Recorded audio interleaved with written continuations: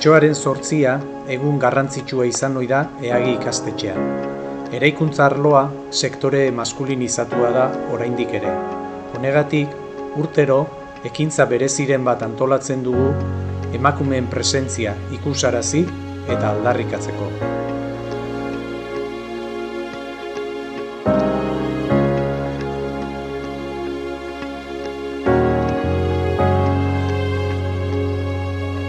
Ildo honetan, aurtengoan Abene Usabiaga eta Irati Golbano gonbidatu genituen ikasle eta irakasleei beraien esperientzia kontatu eta tailerrean hainbat praktika egiten laguntzeko.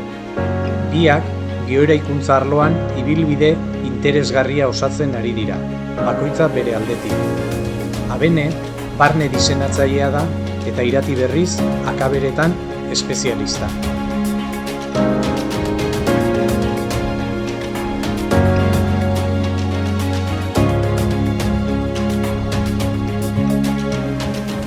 Lehenik eta behin, ikasleek bioeraikuntzaren mundua ezagutu ahal izan zuten, baita halaber bi adituen lanak ere.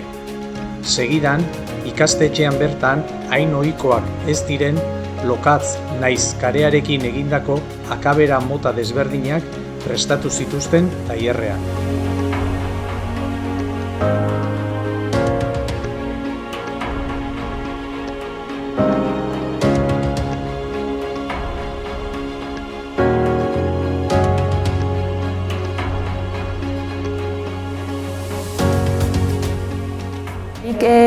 Ikasketak amaitu nitunean, Iruneko Kunstalen FPA inun, eta hori amaitu eta Europako beka bat hartu nun, eta balira jo nintzen 6 hilabetez, azkenean urtebete geratu nintzen, bertan arkitekto batekin lanean. Eta bertan deskubritu nituen beste akabera batzuk,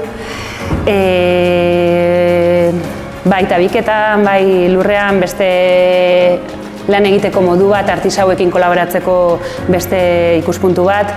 Eta orduan handika bueltatu nintzanean, hasi nintzen, kasualidadea lagun baten bitartez nire kabuz lanean hemen, eta ikusi nun hemengo obrek ez zeukatela ez ikuspuntu hori, ez xarma berezi hori, eta hasi nintzen pixka bilatzen ez zeintzen modua, balin egiten genuen magia txiki hori, espazioetan sortzen genuen ambiente berezi hori, nik ere nire estudioaren bitartez egiteko. Eta hortikan aurrera, hortikan hasi nintzen investigatzen biokonstrukzioaren inguruan, zegoen garai hartan agotzenea, Zubirin, Iruña ondoan, sortu berri, sortzen, eta jarraipen bat egiten, estatu mailan eta Euskal Herri mailan biokonstrukzioan lan egiten ari ziren jendeari, eta horren bitartez hasi nintzen formatzen, eta gero hortikan masterra etorri zen, ez?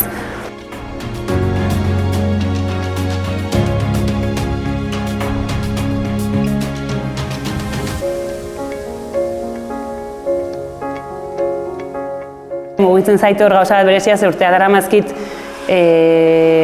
biokonstrukzioan ikasitakoa barne diseinuan ere irakatsi nahian, ez? Bere garaian nik bertan hori falta mota nuelako, ez? Eta iruditzen zait gaina eskola publiko batean hori egitea kriston aukera dela, ez? Hezkuntza horri kalidade ekstra bat emateko edo behintzat beste ikuspegi batzuk izan dezan.